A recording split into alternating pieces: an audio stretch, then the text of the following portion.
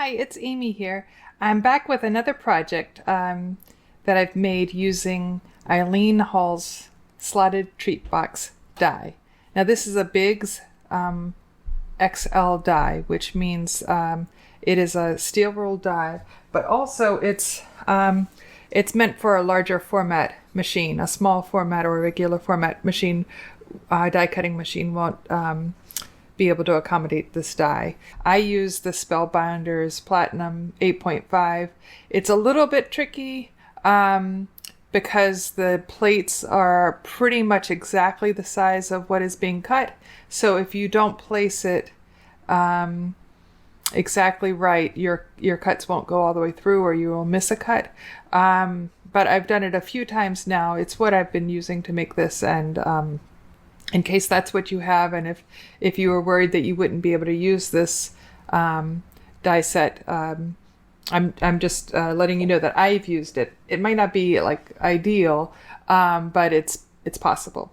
So I showed you how to make this suitcase using Eileen Hall's die, and now I'm going to show you how to make this sort of adapt this concept to being a doll trunk, and then we're going to outfit it inside as a doll trunk. So I've gotten started. I've made something about to this point with one difference, and that is, so I'll move this aside, but first I'll show you that instead of using the box bottom and the box top as it was meant to be used, I cut two of the box bottoms, and that made a larger box, but it's more like the size and shape of a doll trunk. I added the handle to the top, so you can see. So this is the same process here. Let me show you on the die what I mean. In order to make a box with two of the larger portions put together, you need this part of the box 4 times. You need this part of the box 2 times, but we're going to cut an extra one, a third one, that we're going to use as the insert. That's to go in here. You'll have to cut it down a little bit, and I'll tell you about that. So we need an insert that's going to go in there. It's stuck a little bit, but I think it'll go in. Yeah, that will go in there. You could just cover your chipboard as usual and then put it through. You'll just end up wasting a little bit of paper. I'll show you that. So that's what you'll need to do, is cut out and put together the box with only these parts making the sides, and you'll need those 4 times. So what you'll want to do is, when you cut out this box, cut an extra panel out. You can go ahead and cover it if you want, but I'm going to cover this next. And then you'll trim it down by 1/4 of an inch on 2 sides, on this side and this side. Now it will depend on the material you're using. For me, it was 1/4 of an inch. You might have to just measure your this area to see. And this gives me a little bit of wiggle room here. Okay, so I will now cover this with the same pattern paper. Okay, this panel ended up being 4 3/4 by 6 1/4. If you did want to just cut a piece of chipboard, not using the die, and then cover it, that's 4 3/4 across by 6 1/4. And again, measure your inside of your box to make sure that works. It depends on the material you use to make the box. Okay, I've covered this piece, and actually when I dry fit it in, I noticed that I needed to shave off a little bit of it. So it's not quite 6 1/4, maybe more like 6 1/8 now. And now I like how it fits. So you should do that too. Dry fit it before you put it in, and make sure that it fits nicely in there. And then shave off, if you need to, any of the extra. You want it to be, it doesn't have to be a snug fit at all, because we're going to glue it into place. So the next part, I'm going to bring in my doll to show you. She is sweet. she fits so nicely. Her hair is a little bit tall, but it will fit in there. But what I want to do is I'm going to put her over to the side here, and then we're going to I'm just going to put marks here where I'm going to put the holes and eyelet for so that I can put the elastic through. So she's going to be about right there, and that will go in the box like that. Okay, so I'm going to put eyelets and a piece of elastic in.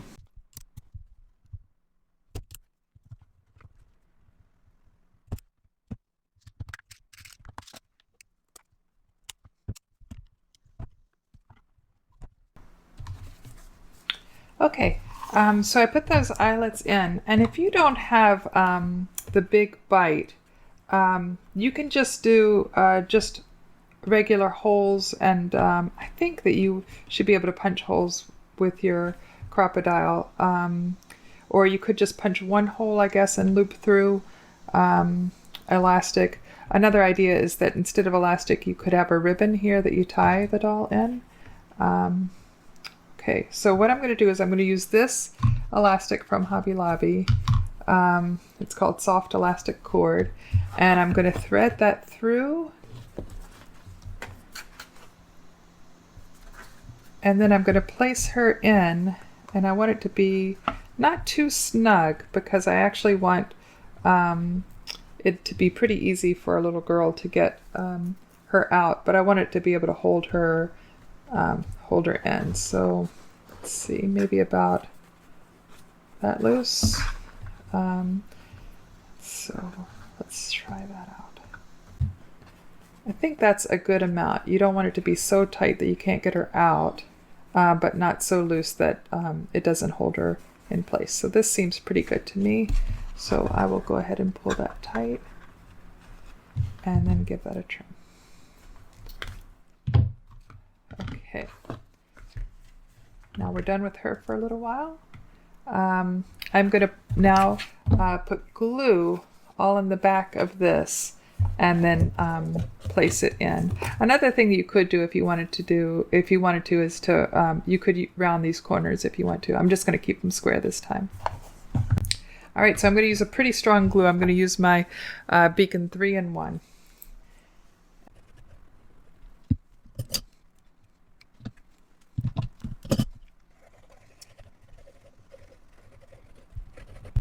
Okay. Now before I put this in, let me pull that out a little bit like that. Okay, and then I'll just drop this in place. Okay.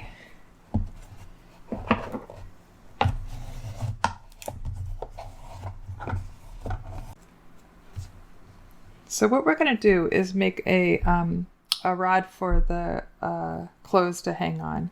This is a wooden skewer that I've cut to, I think 5.5 inches. Let me check.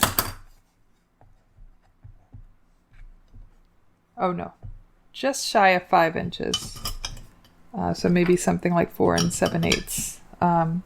Cut that to about 4 7/8. And you want it to be pretty snug. You don't want it to make it bulge out, but I think that's okay. And then I have these 3/4 inch toy wheels. These are very old, but I think you can still find 3/4 inch toy wheels. And what we'll do is put the skewer through. Oh, you want the nice side to go towards the inside of it. Okay, and just sort of screw that in. This one seems to have sort of splintered, but let's see if I can make it work.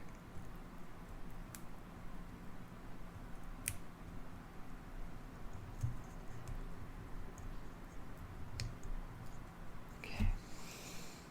By putting those toy wheels on the end, you have more surface area to glue this into place. If you were just gluing that little rod in, you would either have to put like a glob of glue to hold it in place, or it would easily fall. So if you didn't have anything like these sort of wheels, try a bead. A bead would work really well. to give you more area to put it on. Or you could have a larger rod if you wanted to try that. Okay, so I'm going to go ahead and glue this into place, and I'm going to use the width of this ruler to help me make sure that I'm putting it in the right place on both sides. So I'm going to go just below that strip on both sides, and then I'm going to butt it against that ruler, and that will help me to know that it's pretty even.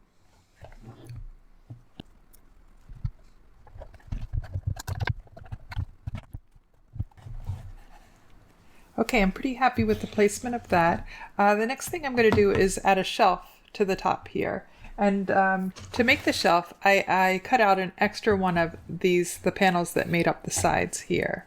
And now I'm going to cover that on both sides, and including the inside of the tabs. And that will glue a shelf in place. And you don't have to trim this down. It's actually fits exactly in place as it is. Okay, I've covered that shelf. I also wanted to mention that I rolled over the paper that covered the top. I rolled it over to cover this edge here, just so that it looks more finished. I also covered those tabs. So I'm going to glue that into place just over that rod. Okay, I'm pretty happy with that. Now let's move over back over to this side. Now what we're going to do here is I've cut out another one of these panels. That's the part with the slot, and I've kept the tabs on it. That is going to be like a little wall to go between the doll and a little chest of drawers that we're going to put over here. Okay. Now this one we do need to trim just a tiny bit of the edge off, the edge without the tab. We're just going to just trim that off maybe 1/8 of an inch and see how that looks. Let's see how that works. Now you might have already guessed the reason that we have to take it off on this one but not on that one is because we added that extra panel, and that's just bumping everything up a little bit. Again, it also depends on the thickness of the materials that you're using. So let me see. That seems just about flush, so I'm going to go with that. So I'm going to do the same thing here. I'm going to cover this tab and this end. I'm going to cover the edge here by rounding it over, and then I'm going to cut this side, cover this side. So I think I'm just going to cover it with one piece of paper that I covered the front, fold, and cover the side and the tabs. I'll do that and I'll be right back. Unfortunately, my camera cut off, and so I missed showing you this detail. This is the chest of drawers that I've made using a Matchbox die. Now you can use whatever Matchbox dies that you have that would fit in this area. I just happen to have one that I got from Amazon. I can leave the link for you. And I didn't use both parts of the Matchbox die. I only used the part that makes the drawer, this part of that slides in and out of the Matchbox. And the reason I didn't use the sleeve, which you can see in here, I made my own sleeve that was just, the dimensions were slightly, very slightly larger, so that it could easily slide in and out. The sleeve that's made with the die that comes with the die is just it's too tight. It holds it in, and it would be a struggle every time you wanted to open and close it. And I just figured out the new dimensions, and I'll give that to you here. It's in centimeters because it's such a small, precise measurement, and it was easier to give a precise measurement in centimeters. You'll want to cut a piece of paper. I use this craft cardstock. You want to cut it 14.4 centimeters by 6 centimeters. And then on the 14.4 centimeter side, so the long side, you'll want to score at 1.2 centimeters, 3.6 centimeters, 7.8, and 10.2. And then you just fold it around and then glue the tab. That will make a tab that's about 1.2 centimeters long. Okay, so that's how I just made those sleeves and then stacked them on top of each other. I'm not sure why that one on the bottom is bowing out, but anyway, I just stacked those on top of each other to make a little chest of drawers. And I'll show you how sweet this looks with the little girl in it, with the little doll in.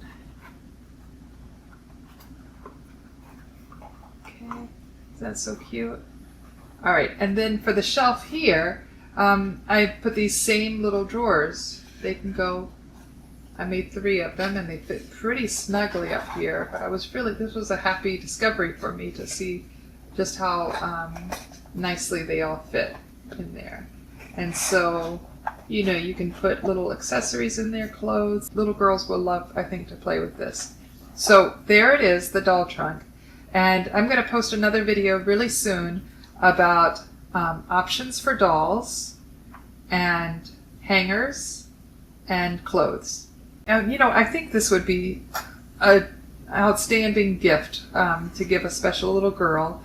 I don't know any little girls who wouldn't love this kind of play. This is how I used to play when I was little. These are the kinds of things that we had, you know, growing up. And you just don't find anything like this.